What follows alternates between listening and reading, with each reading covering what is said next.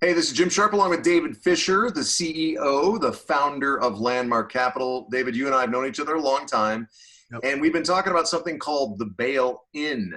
I know a bit about this, not anywhere near as much as you do, but everybody has not heard of this. Can you please explain what the bail-in is and how does it work? I wish none of us would have heard of this, but Yeah. the bail-in, to understand what a bail-in is, let's use an example that's simple, a bailout. In 2008-9, we bailed out General Motors, Fannie Mae, Freddie Mac, and AIG. In other words, they couldn't survive unless somebody gave them money and bailed them out and they paid back the government. A bail-in is opposite of that, where the country or a country gets into trouble and nobody comes to their rescue. So what that country does, they go in, that's why it's called a bail-in. They go into their citizens' bank accounts, their pensions, their retirements, and seize a portion of the money. Why? Take care of the debt structure of that country. Right. Otherwise, they have to default or have a massive inflation. So a bail-in is just a wealth tax, a seizure of money to shore up the financial landscape that is not working in that country. 26 trillion. It ain't working here. But before people think this is crazy, this could never happen here. You guys, where's your tinfoil hats, guys?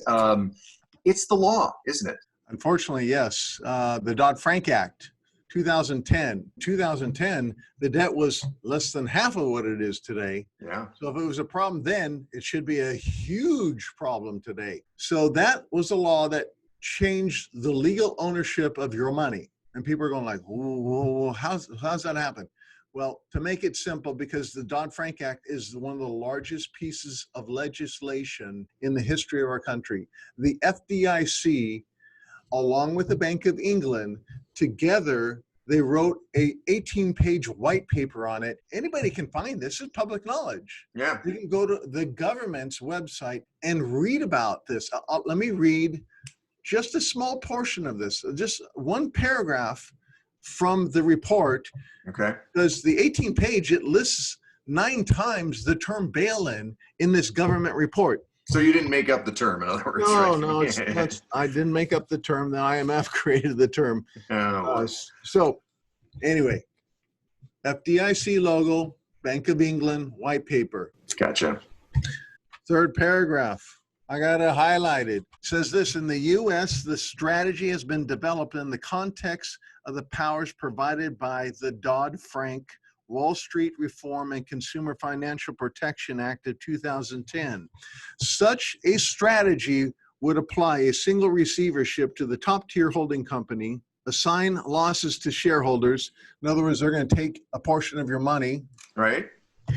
And unsecured creditors, so they cover both sides, okay, Right. of the holding company. In other words, whatever company you own stock in, whether that stock is not in trouble, and transfer sound operating subsidiaries. In other words, transfer the money to new solvent entity or entities. What they would do is they transfer the money from your account electronically to the CFPB, Consumer Financial Protection Bureau, which was established under Dodd-Frank.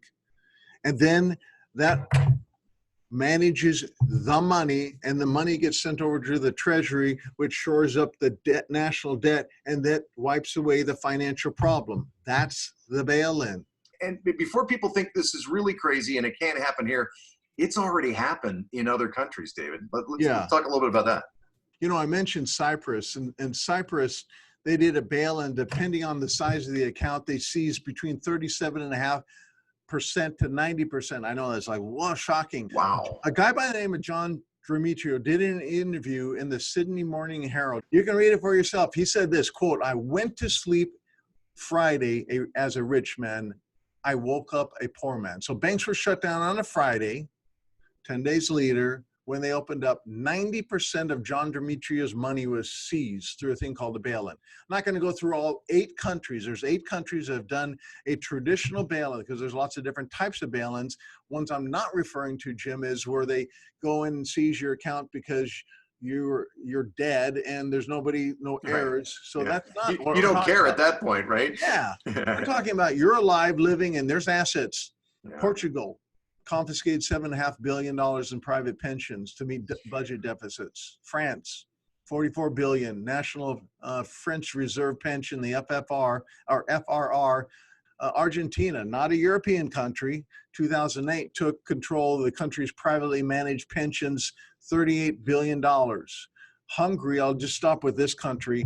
They were really hungry for their citizens' money, and they made them an offer, Jim, they couldn't refuse. They want to say either give up your individual retirement savings to the state or lose your basic state pension and still have the obligation to pay into that pension.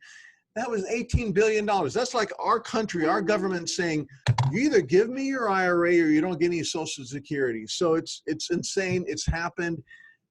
The list is a lot longer than we have time to talk about. How much can be seized and what kind of accounts are we talking about here? Okay. So the IMF wrote a white paper on that was it. almost an evil laugh, David. Okay. I don't think I'm going to like this answer. You're not going to like the answer. What's been interpreted, what they can seize. The IMF wrote a white paper on this called Taxing Times and dissected it and had a 108-page report. I got it here. I'm not going to read it. Okay. Okay. And then the Wall Street Journal wrote a report on this titled The Coming Global Wealth Tax, end quote.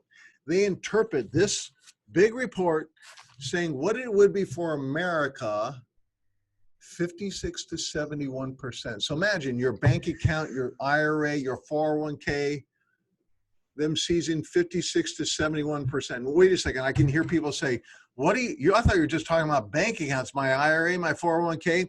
Yeah, Fox News did an excerpt on this. It's titled, Is Your Retirement Account Safe from Our Government? Short answer is no, but here's what they said. They set up this thing called the CFPB. Keep that in mind. Right. By the Dodd-Frank Act. So the Consumer Financial Protection Bureau, or the CFPB, Fox News says it has boundless authority to interfere in nearly any consumer financial transaction and any product anywhere in the economy. In other words, stocks, bonds, mutual funds, cash in the form of savings account, money market accounts or checking accounts, annuities, treasury bills, the list, any electronic asset in the economy, any product anywhere.